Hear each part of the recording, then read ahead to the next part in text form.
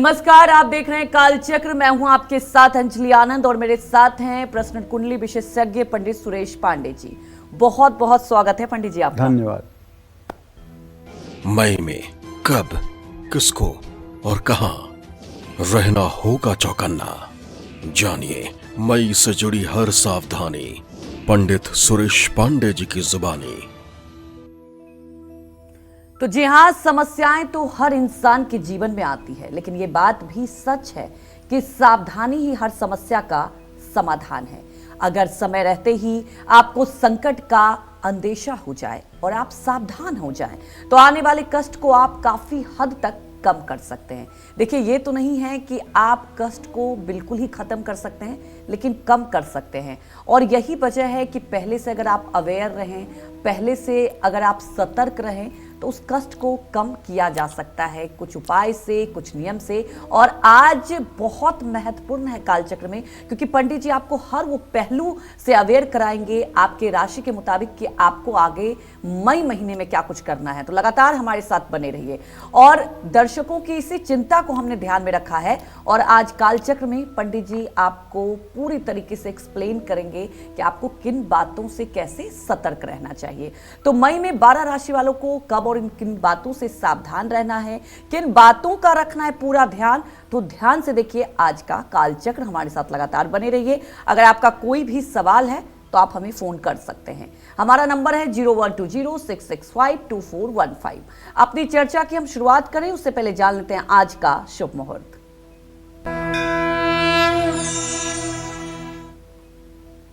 आठ मई 2025 दिन गुरुवार है। आज वैशाख शुक्ल पक्ष की एकादशी तिथि दोपहर 12:29 तक है। इसके बाद द्वादशी तिथि शुरू होगी। उत्तरा फाल्गुनी नक्षत्र रात 9:06 तक, इसके बाद हस्त नक्षत्र शुरू होगा। हर्षण योग रात 1:57 तक, इसके बाद वज्र योग शुरू होगा। आज मोहिनी एकादशी है और इसी क्रम में आज के कुछ अशुभ मुहूर्त भी हैं। जैसे बृहस्पतिवार है, गुरुवार है तो राहु काल रहेगा दोपहर 1:30 बजे से 3 बजे तक, और भद्रा काल रहेगा दोपहर 12:29 तक। गुलिक काल रहेगा सुबह 8:56 से सुबह 10:37 तक। इन अशुभ समयों में किसी नए कार्य का शुभारंभ करने से बचना चाहिए। जय मां विंध्यवासिनी। तो चलिए अब शुरुआत करते हैं और बात करेंगे सबसे पहले मेष राशि वालों की, कि मेष राशि वालों को मई में कब सेहत का ध्यान रखना है, कब नया काम शुरू नहीं करना और कब यात्रा करने से बचना है, और कब पैसों से जुड़ा लेन देन नहीं करना चाहिए। ये जानते हैं वो सावधानियां जो मई में मेष राशि वालों को बरतनी चाहिए।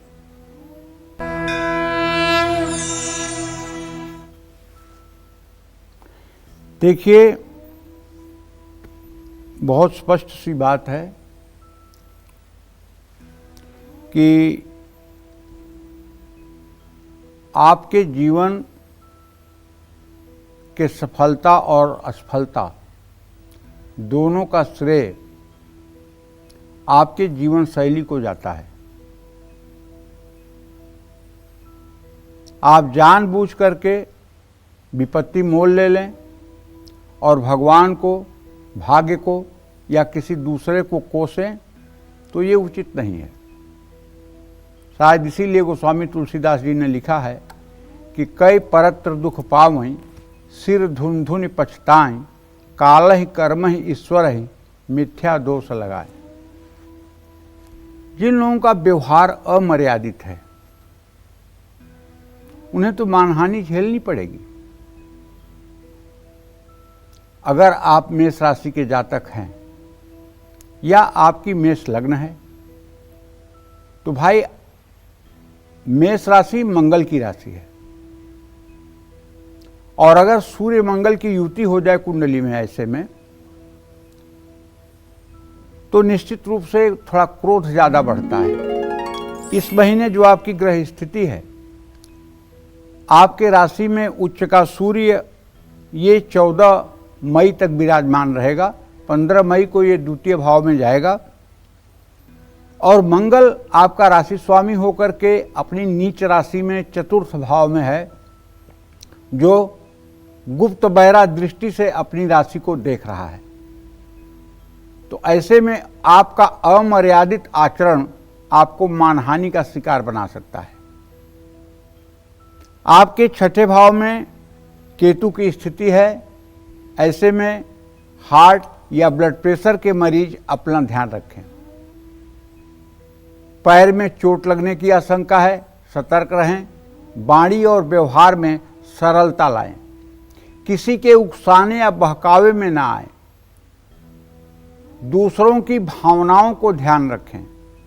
जल्दबाजी में करियर से जुड़ा कोई बड़ा फैसला ना लें। अच्छी तरह छानबीन करके ही निवेश करें। परिवार में बातचीत से मसले सुलझाएं। क्रोध या चिड़चिड़ेपन से बचें। किसी भी फैसले में जल्दबाजी न दिखाएं। और आपकी मेष राशि है तो भाई आपको आजीवन हनुमान जी की उपासना करनी चाहिए और हनुमान जी की शरणागति आपके जीवन के समस्त कष्टों को दूर कर सकती है, ऐसा मेरा विश्वास है। क्योंकि हनुमान जी मंगल को भी कंट्रोल करते हैं और मंगल आपका राशि स्वामी है। अगर आप हनुमान जी की उपासना में लग जाएंगे, अगर ज़्यादा नहीं भी कुछ कर सकते हैं तो केवल नित्य प्रातः सायं हनुमान चालीसा का पाठ करें और अपना खान पान सात्विक रखें। चांदी का एक चौकोर टुकड़ा हर समय अपने पास रखें।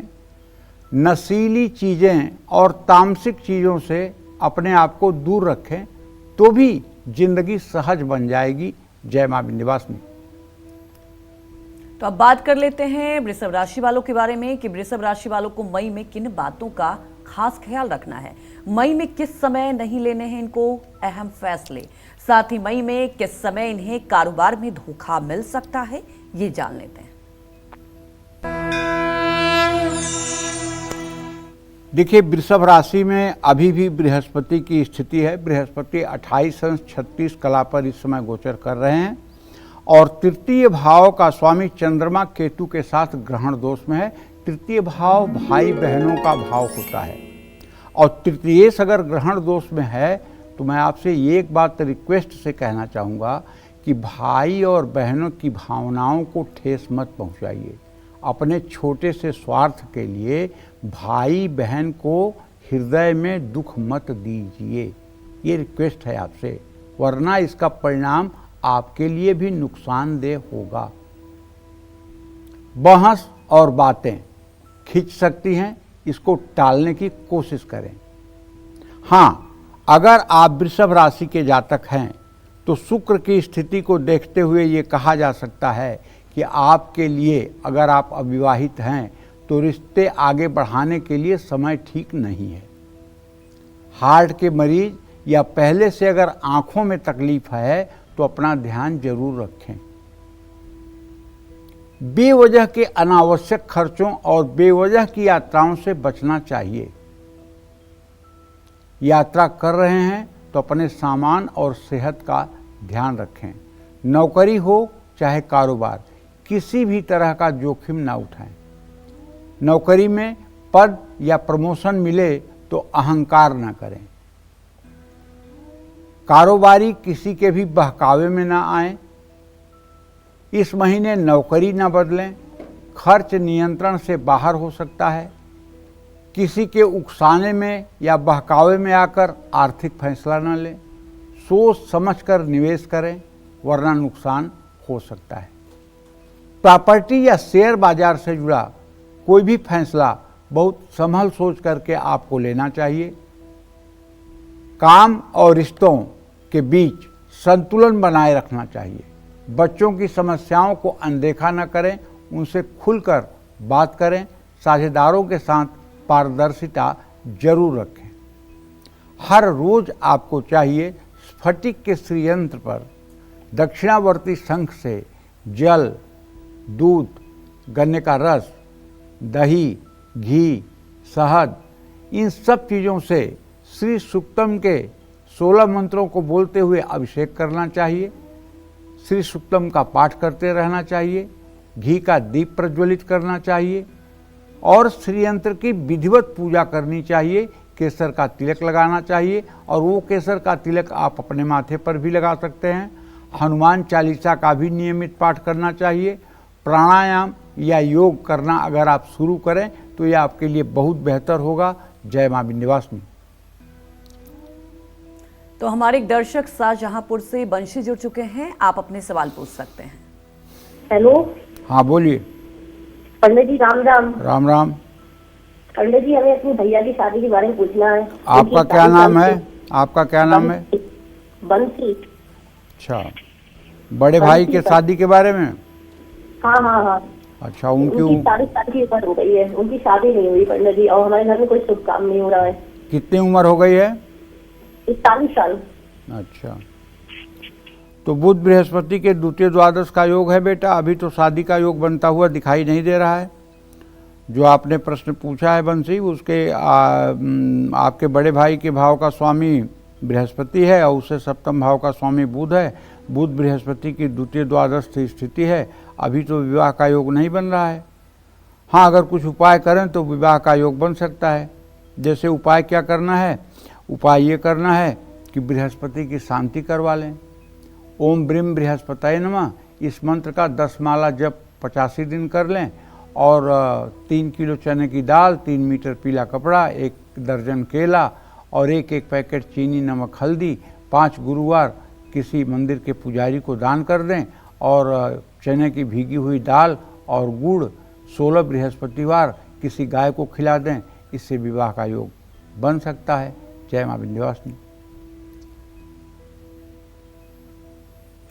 आगे मिथुन राशि वाले के बारे में जानेंगे कि उन्हें कैसे सावधानी बरतनी चाहिए, लेकिन उसके पहले हमारे एक दर्शक जुड़ चुके हैं दिल्ली से, सुरेंद्र, आप अपने सवाल पूछ सकते हैं। हेलो पंडित जी, जय श्री राम। हाँ, जय श्री राम भैया। पंडित जी, मुझे सिर्फ एक ही क्वेश्चन करना है कि मेरी जो आजीविका है वो सही से नहीं चल पा रही है और कहीं पे भी काम धंधा नहीं बैठ पाता। मैंने मेरा बिजनेस भी खोला, वो भी बंद हो गया। नौकरी भी कहीं अभी अच्छी नहीं मिल पा रही है। तो पंडित जी कोई उपाय हो तो वो बताएं और ये बताएं कि मेरा भाग्योदय कब होगा। देखिए, ऐसा है सुरेंद्र बाबू, आपने जो पूछा है, आपके 10वें भाव का स्वामी प्रश्न लग्न से मंगल हो रहा है। मंगल और शनि का पंचम नवम इत्साल है। लेकिन बात यह है कि प्रश्नकाल में चंद्रमा केतु के साथ है। ऐसे में आप जो भी प्लानिंग अपने जीवन को लेकर के बनाते हैं, चाहे नौकरी के लिए चाहे व्यवसाय के लिए, उस प्लानिंग में आप दूरदृष्टि नहीं रखते हैं कि आगे अगर कोई प्रॉब्लम आएगी तो उसका समाधान क्या होगा। ये आप नहीं ऑप्शन में रखते हैं, जिसके कारण आजीविका से जुड़ी परेशानी हो रही है। अगर आप चाहते हैं कि आपकी आजीविका एकदम ठीक हो जाए तो मैं आपको एक आजमाया हुआ उपाय बताता हूं, क्योंकि ग्रह स्थिति आपके अनुकूल नहीं है। आप 100 दिनों तक लगातार शनिवार या मंगलवार से शुरू करके सायंकाल पंचमुखी हनुमान जी के चित्र के सामने तेल या घी का दिया जलाकर सुंदर कांड का पाठ 100 दिनों तक करें और 100 दिनों तक नित्य हनुमान जी को सायंकाल लड्डू तुलसी के पत्ते का भोग लगाएं और कोशिश करें कि तामसी चीज़ों का सेवन 100 दिनों तक ना करें। अगर ये उपाय आप 100 दिनों तक कर लें तो हनुमान जी ज्ञानी नाम अग्रगण्यम है। आपके बुद्धि में ऐसा चमत्कार होगा कि जीवन में आप कभी रोजगार के लिए एक क्षण के लिए भी परेशान नहीं होंगे। कलयुग में ये ब्रह्मास्त्र उपाय है। हनुमान जी कलयुग के प्रत्यक्ष देवता हैं और सब प्रकार की रिद्धि सिद्धि को देने की सामर्थ्य उनको माँ जानकी ने दिया है। इसलिए आप हनुमान जी की उपासना में तन्मय हो जाइए। सुरेंद्र जी, आपको परिणाम 100 दिनों के बाद मिल ही जाएगा। जय मां विंध्यवासिनी। तो चलिए अब बात कर लेते हैं मिथुन राशि वालों के बारे में कि मई में मिथुन राशि वालों को किस समय और किन लोगों से दूर रहना है, कब आपका विवाद हो सकता है और मई में कब आपको पैसों से जुड़ा लेन देन नहीं करना है।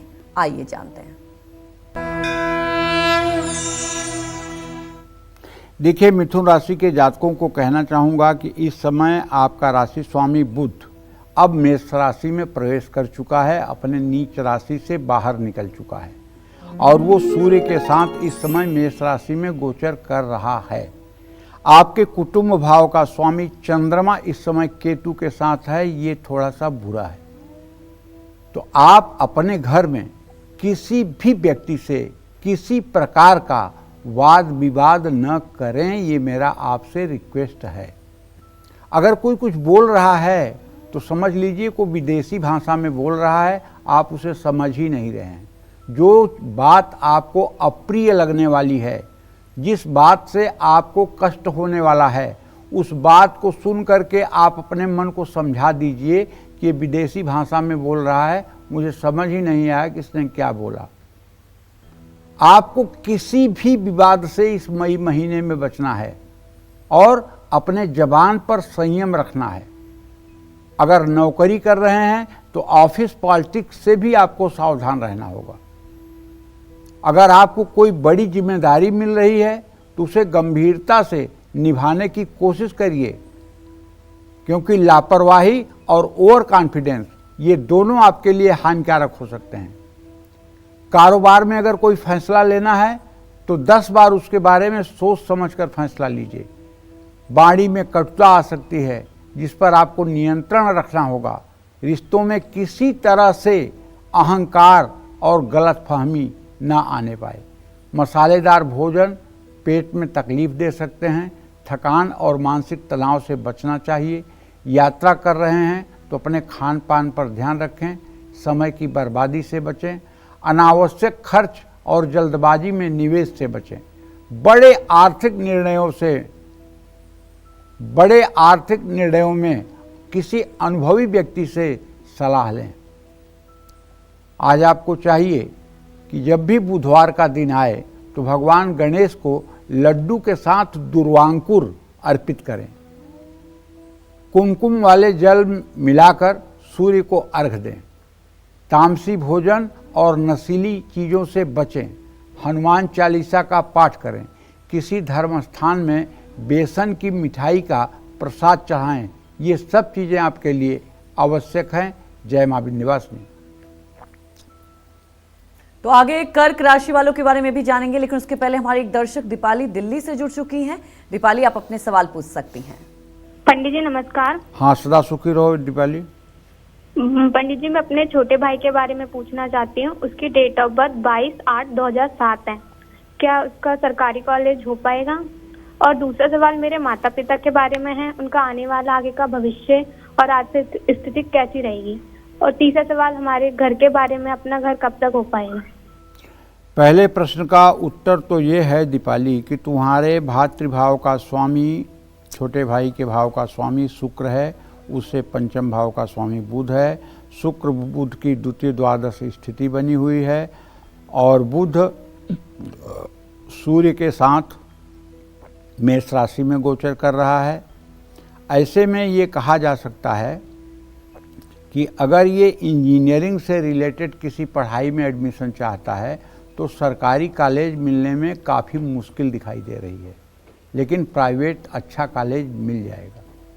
जहाँ तक आपने दीपाली अपने माता पिता के बारे में प्रश्न पूछा है तो मैं बताऊं कि बुध और बृहस्पति की स्थिति द्वितीय द्वादस्थ है। आपकी माता जी की सेहत में जोड़ों में दर्द, पेट से जुड़ी समस्या कुछ हो सकती है, लेकिन पिताजी के बारे में चिंता करने की बात नहीं है। बस पिताजी को चाहिए कि साल में एक बार ईसीजी करा लिया करें, क्योंकि मुझे जो संकेत मिल रहे हैं वो हार्ट से रिलेटेड कुछ समस्या आगे चल करके हो सकती है। जहाँ तक घर का प्रश्न है तो तीसरा प्रश्न होने के कारण चंद्रमा और मंगल दोनों की स्थिति तृतीय एकादश बनी हुई है। 2.5 साल के अंदर आपका घर हो जाएगा। जय मां विंध्यवासिनी। तो चलिए अब बात कर लेते हैं कर्क राशि वालों की। कर्क राशि वालों को मई में किस समय विरोधियों, गुप्त शत्रुओं और लापरवाही से बचना है और मई में कब पैसा लगाने से बचना है, आइए जान लेते हैं। कर्क राशि के जातकों को बताना चाहूँगा कि आपके राशि में अभी भी 14 अंश 43 कला पर नीच का मंगल गोचर कर रहा है। मंगल का आपके राशि में होना या लग्न में होना इस बात का संकेत है कि आप छोटी छोटी बातों में तुनक जाएंगे। तो मैं आपसे ये कहना चाहूँगा, यदि आपका विवेक साथ दे तो आप छोटी छोटी बातों को बहुत बढ़ा चढ़ा कर प्रस्तुत न करें, इससे तनाव हो सकता है या किसी झगड़े को आप जन्म दे सकते हैं। ज़रूरत से ज़्यादा भावुक होने से मन भटक सकता है। किसी के बहकावे में ना आएं, किसी भी तरह के भ्रम से दूरी बनाएं, भावुक होकर या जल्दबाजी में फैसला न लें। बचत करने में दिक्कत आ सकती है। किसी को भी पैसा उधार देने से बचना होगा। फिजूल खर्ची की आदत पर नियंत्रण रखें, वरना बजट बिगड़ सकता है। पैसे के लेन देन में बहुत सावधान रहें। कागजात देखकर ही आर्थिक लेन देन करें। सोच समझकर और सलाह लेकर के ही निवेश करें। नशे की आदतों से दूर रहें। सेहत के साथ साथ आर्थिक स्थिति बिगड़ेगी। नया कारोबार शुरू करने के लिए समय ठीक नहीं है। नौकरी तलाश रहे हैं तो हड़बड़ी ना करें। गलत चुनाव करने से बचें। शिवलिंग पर जल और बेलपत्र अर्पित करें। शिव महिम्न स्त्रोत या दुर्गा चालीसा का पाठ करें। किसी से मुफ्त में कोई भी चीज़ ना लें।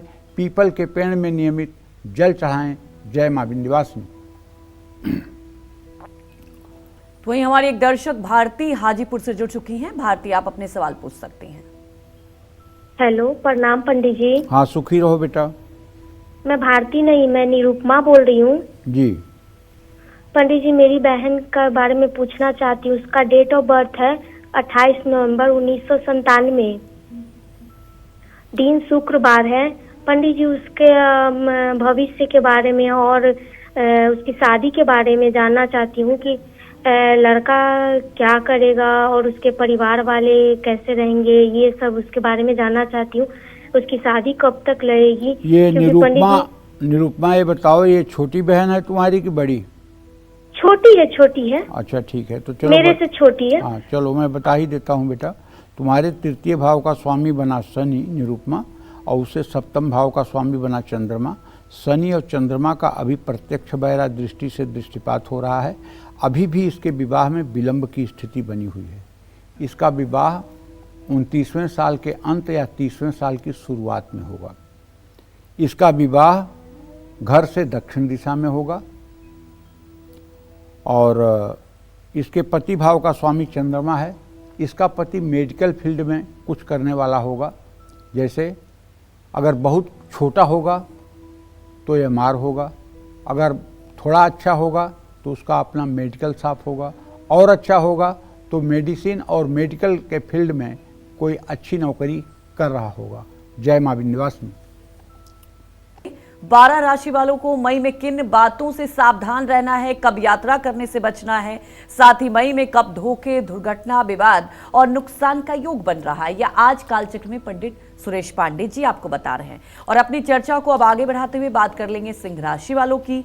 सिंह राशि वाले मई में किस समय मुश्किल में फंस सकते हैं, किस समय इन्हें सेहत पर ध्यान देना है, और मई में कब बड़ा मौका इनके हाथ से जा सकता है, ये जान लेते हैं।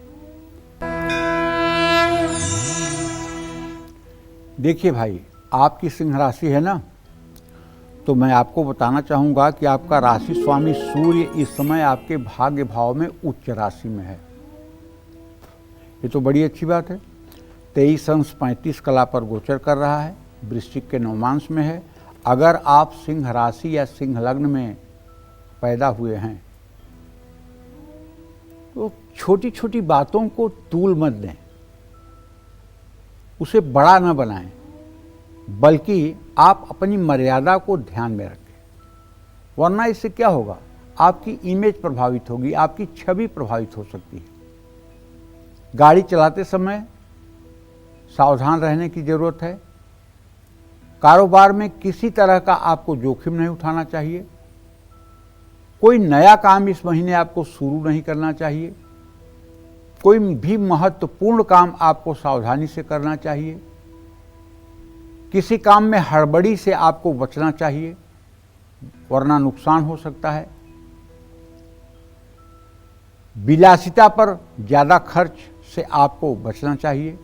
ज़रूरत से ज़्यादा काम भी नहीं करना चाहिए। अपने शरीर को थोड़ा सा आराम देना चाहिए। पैसों से जुड़ा कोई भी फैसला प्रैक्टिकल होकर के लेना चाहिए, भावुक न हों। अपनी योजनाओं को गुप्त रखने का प्रयास करें, वरना नुकसान होगा। कॉन्ट्रैक्ट और कागजात अच्छी तरह पढ़ें, आपके साथ धोखा हो सकता है। अपने जीवन साथी को धोखा न दें। नौकरी बदलने की सोच रहे हैं तो जल्दबाजी न दिखाएं। भगवान श्री हरि विष्णु को पीले चंदन का तिलक लगाएं।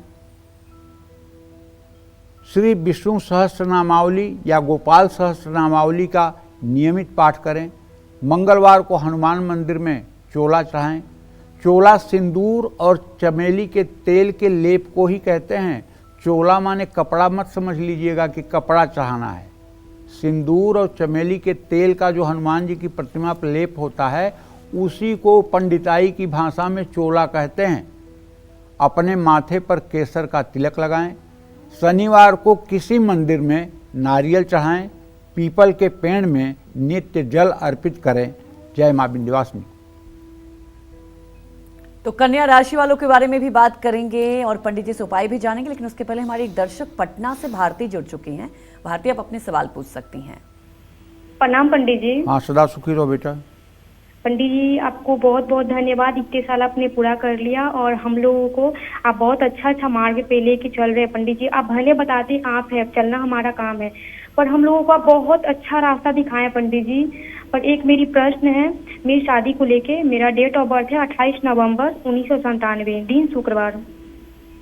पंडित जी, मेरी शादी नहीं हो रही है और कब तक मेरी शादी होगी, कैसा फैमिली मिलेगा, हमें ये बता दीजिए। और मेरा भविष्य कैसा रहेगा पंडित जी। आपके जो भी उपाय है मैं सब कर रही हूँ शादी को लेके, पर पता नहीं अभी तक क्यों इतना विलम्ब हो रहा है। ये मेरे घर में सब सोच के परेशान रहते हैं कि इतना मैं करती हूँ पूजा पाठ हर चीज, फिर भी मेरे साथ ऐसा क्यों हो रहा है। पंडित जी, आप जवाब दीजिएगा तो मेरी फैमिली सबको जवाब मिल जाएगी, इसीलिए आप थोड़ा ढूंढ के जवाब दीजिए। प्रणाम पंडित जी।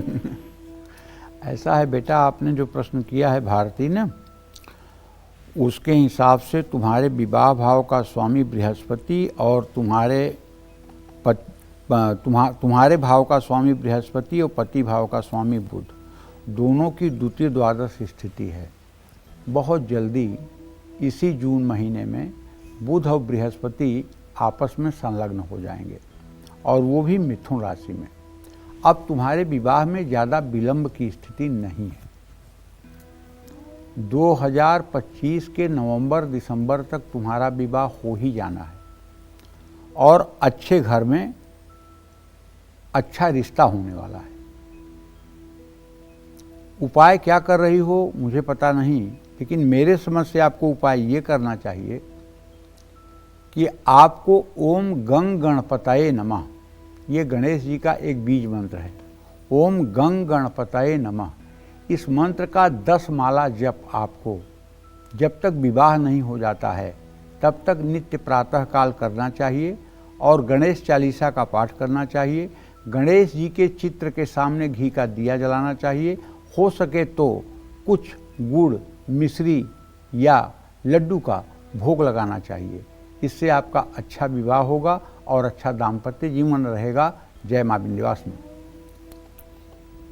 तो अब बात कर लेते हैं कन्या राशि वालों की। कन्या राशि वालों को मई में किस समय पैसों से जुड़ा कार्य नहीं करना है, किस समय विवाद हो सकता है, मई में किस समय सेहत का ज्यादा ध्यान रखना है और कब सावधान रहना है, आइए जानते हैं।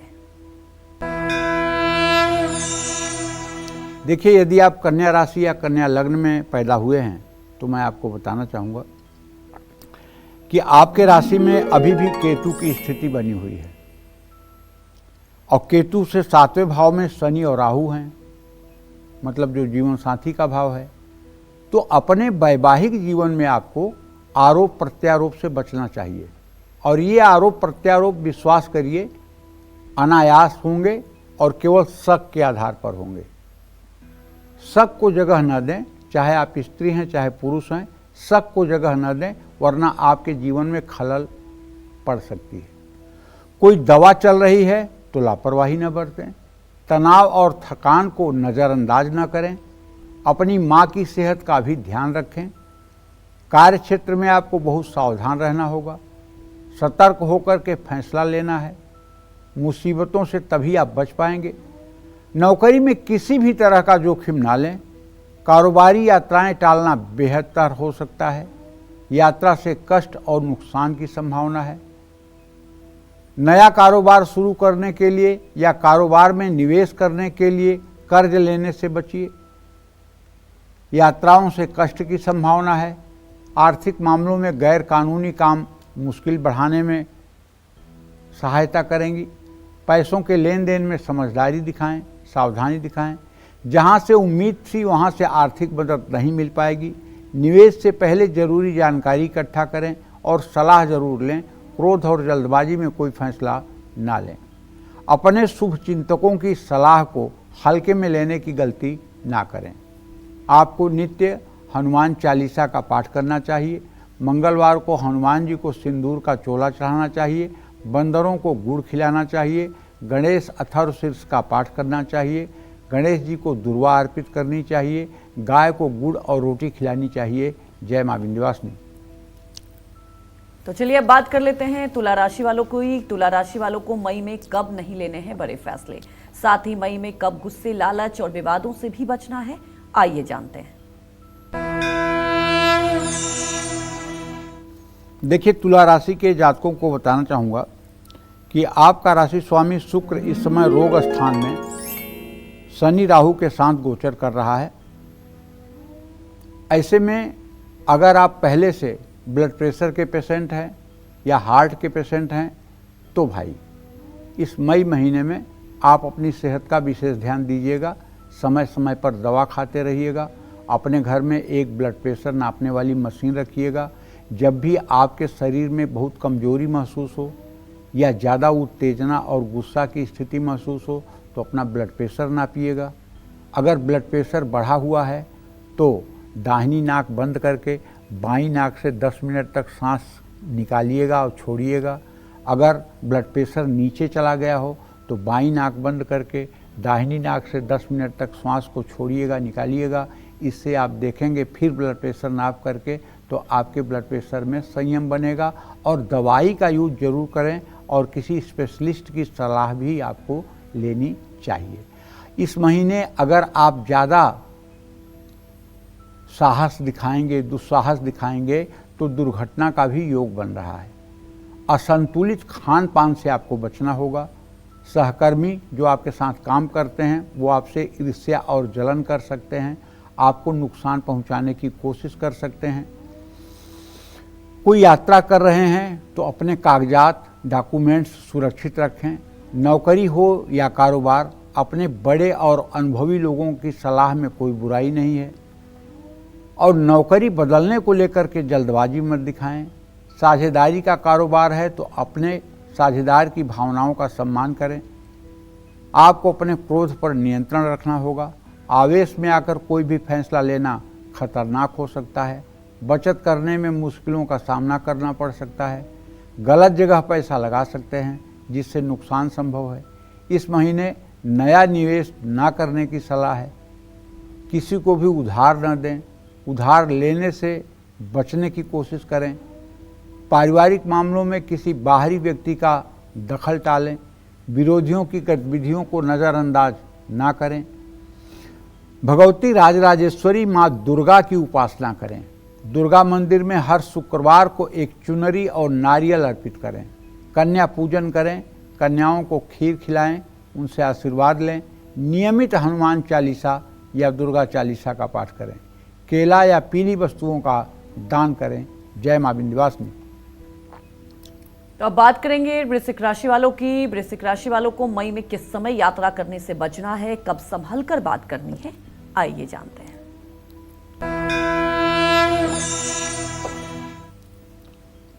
वृश्चिक राशि और वृश्चिक लग्न के जातकों को बताना चाहूँगा कि आपका राशि स्वामी मंगल अपनी नीच राशि में कर्क राशि में गोचर कर रहा है। भले ये भाग्य भाव में है, लेकिन मैं आपसे रिक्वेस्ट करूँगा कि आपको दूसरों के मामले में दखल नहीं देना चाहिए। अपने जीवन पर आपको ध्यान देना चाहिए। गलत फैसला, गलत रास्ता मुसीबत में डाल सकता है। ज़्यादा भारी भोजन न करें, किसी भी पुरानी स्वास्थ्य समस्याओं को अनदेखा न करें, दवा लेने में लापरवाही न बरतें, गाड़ी चलाते समय सावधानी बरतें, वरना चोट चपेट लगने की, दुर्घटना की संभावना है। किसी भी तरह के कारोबारी फैसले बहुत सोच समझ कर लें। लेन देन में आपको विशेष सावधानी बरतनी होगी। अचानक बड़ी जिम्मेदारियां या बड़े खर्चे सामने आ सकते हैं। इस महीने उधार लेने या देने से आपको बचना होगा। किसी भी तरह की टैक्स की चोरी ना करें या उसको सही ढंग से टैक्स अदा करें।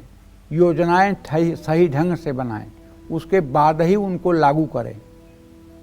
जो युवक हैं उन्हें कभी आगे बढ़ने के लिए शॉर्टकट रास्ता नहीं अपनाना चाहिए।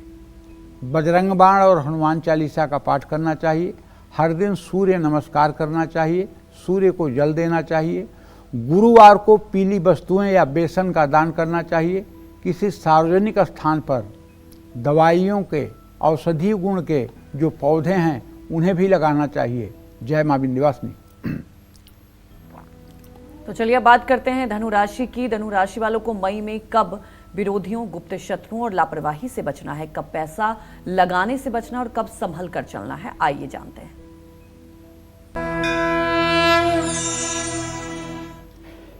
देखिए, अगर आपकी धनु राशि है तो आपको बताना चाहूंगा कि आपका राशि स्वामी बृहस्पति अभी भी रोग शत्रु के स्थान में है। तो इसलिए भैया समय आपके फेवर में नहीं है।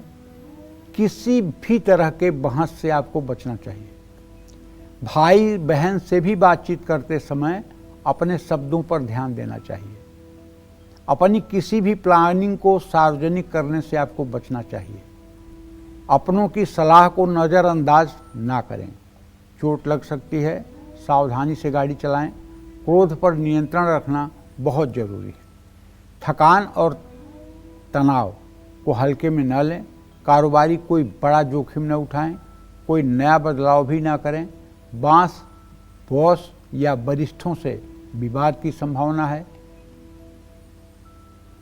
आप पर कार्यभार बढ़ेगा जिससे गलतियां हो सकती हैं। नौकरी में किसी भी तरह का परिवर्तन बिल्कुल ना करें। आपको बचत करने में कुछ मुश्किलों का सामना करना पड़ सकता है। कोई भी नया निवेश सलाह लेकर करें।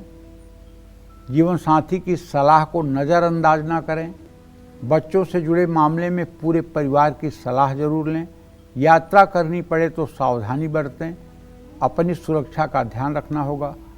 हर रोज केसर का तिलक लगाएं। विष्णु सहस्त्र नामावली का पाठ करें। सूर्य भगवान के जल में गुड़हल का फूल डालकर सूर्य को अर्घ दें। मंदिर में चने की दाल और गुड़ का दान करें। शनिवार को पीपल के पेड़ के नीचे सरसों के तेल का दिया जलाएं। गाय को भीगी हुई चने की दाल गुरुवार को खिलाएं। जय मां विंध्यवासिनी। तो वहीं हमारे एक दर्शक रानी अंबाला से जुड़ चुकी हैं। रानी, आप अपने सवाल पूछ सकती हैं। प्रणाम पंडित जी। हाँ, सुखी रहो बेटा। प्रणाम पंडित जी। सुखी रहो, सुखी रहो बेटा। पंडित जी, मेरे 3 प्रश्न है। एक तो कि मेरे पति का जन्म है 15/1/1978। उनका थोड़ा स्वास्थ्य समस्या है, कभी इधर दर्द कभी उधर दर्द होता है, बहुत ज्यादा निगेटिव सोचते हैं। और ये 2025 हम लोग का बहुत ज्यादा आर्थिक नुकसान हो गया है जब से ये साल शुरू हुआ है। माने कर्ज भी बहुत ज्यादा हो गया है। इसे निकलने का कोई रास्ता बताइए। और एक मेरी बेटी है जिसका जन्म है 17/9/2010। वो सिविल सर्विसेज में जाना चाहती है, वो IAS का तैयारी करना चाहती है, तो उसके लिए कोई उपाय बताइए, उसमें जाना ठीक है उसके लिए? देखिए, पहले प्रश्न का जवाब तो ये है कि आपके पति भाव का स्वामी मंगल है, उससे छठे भाव में केतु चंद्रमा के साथ बैठा हुआ है।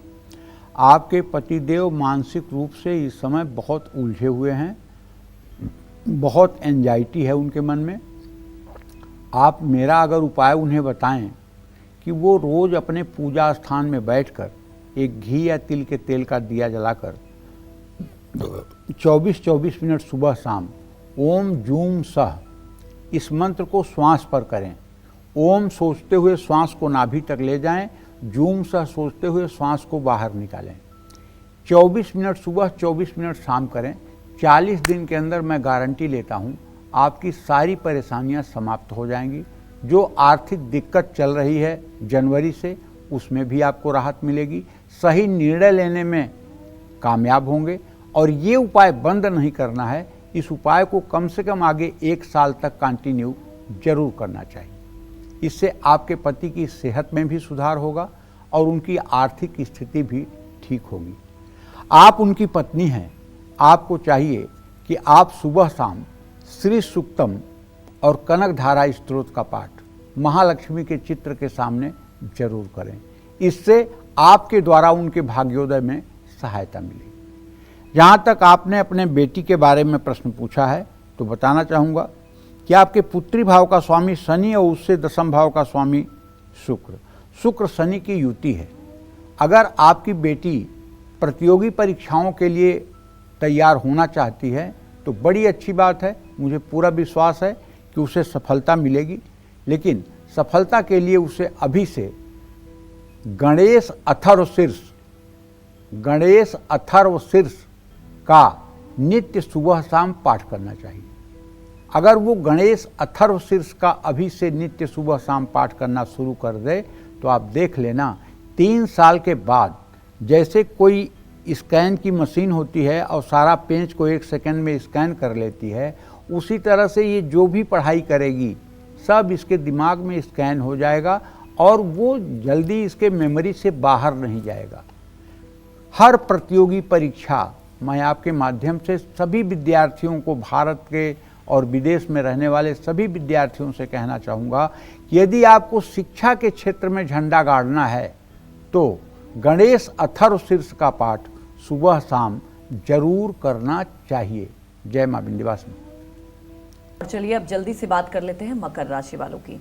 मकर राशि वालों को मई में किस समय पैसों से जुड़ा लेन देन नहीं करना है, किस समय विवादों से बचना है, किस समय सेहत का ध्यान रखना है और कब सावधान रहना है, आइए जानते हैं।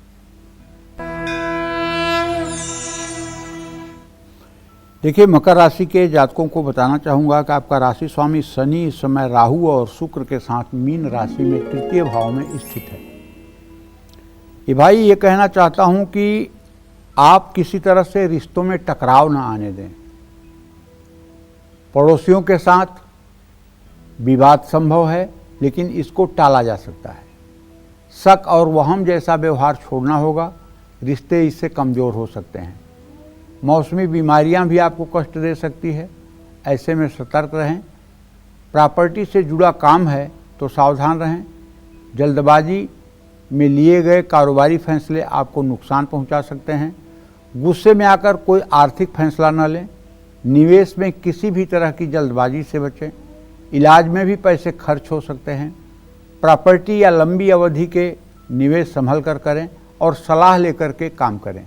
लेन देन में विशेष सावधानी बरतनी होगी।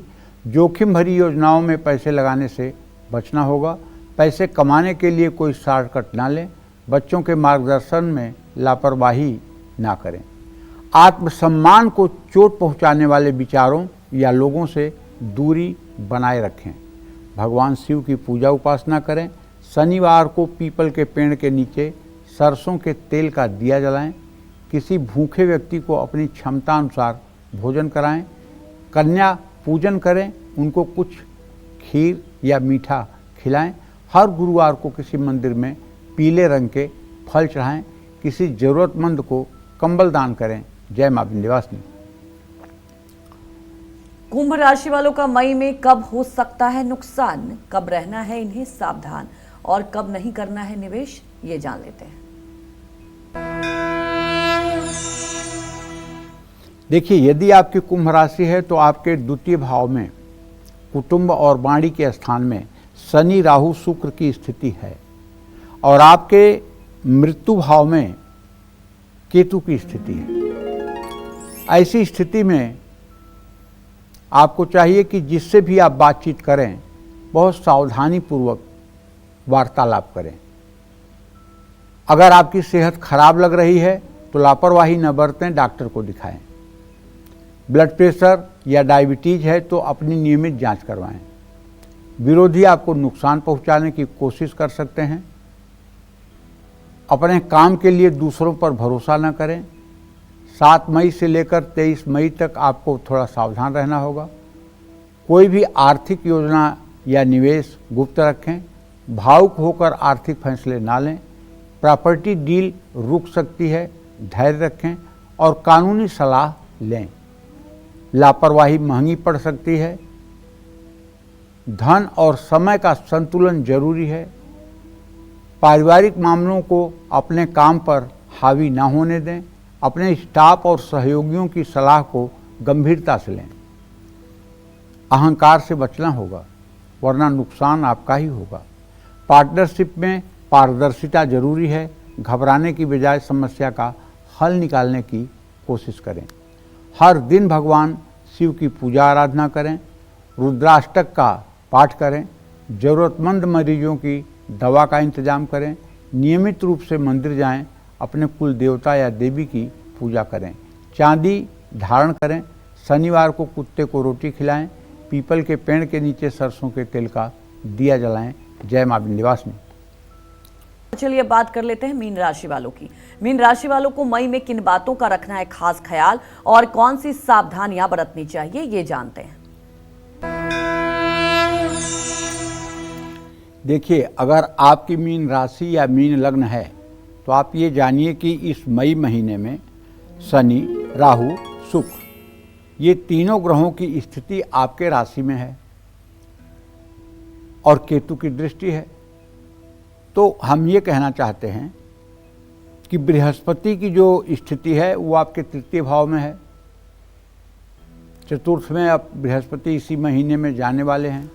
तो आपको चाहिए अपने जैसा ही दूसरे का भी सम्मान समझें। किसी के स्वाभिमान को या किसी के सम्मान को ठेस न पहुंचाएं। किसी को नीचा दिखाने की कोशिश न करें और अपने वैवाहिक जीवन में आप कोशिश करें कि किसी तीसरे व्यक्ति का दखल ना हो। खुद को जरूरत से ज़्यादा ना थकाएं। उच्च शिक्षा से जुड़े फैसले बहुत सोच समझ कर लें। दूसरों के मामले में दखल देने से बचना होगा। अपने गुस्से पर नियंत्रण रखना होगा। कहीं पैसा लगाना है, महत्वपूर्ण फैसला लेना है तो अभी टालिए, क्योंकि शनि शुक्र राहु की युति आपके लिए अच्छी नहीं है। बड़े और महत्वपूर्ण फैसले बहुत सोच समझ कर लीजिए। जल्दबाजी में या इमोशन में आकर के, भावुकता में आकर के कुछ बड़े फैसले लेने से आपको बचना चाहिए और भाग्य के भरोसे केवल नहीं बैठना चाहिए। अनजाने विरोधियों या शत्रुओं से भी आर्थिक नुकसान हो सकता है। संपत्ति से जुड़े विवाद हल होने मुश्किल होंगे। कारोबार बढ़ाने की योजनाओं में रुकावट आ सकती है। अपने साथ काम करने वालों से उम्मीद के अनुसार सहयोग नहीं मिलेगा। वक्त मुश्किल है तो किसी से मदद लेने में संकोच ना करें। आप अगर मीन राशि के जातक हैं तो हर रोज केले के पेड़ में जल चढ़ाएं। विष्णु सहस्रनामावली का पाठ करें। नीम का पेड़ लगाएं, उसमें जल चढ़ाएं।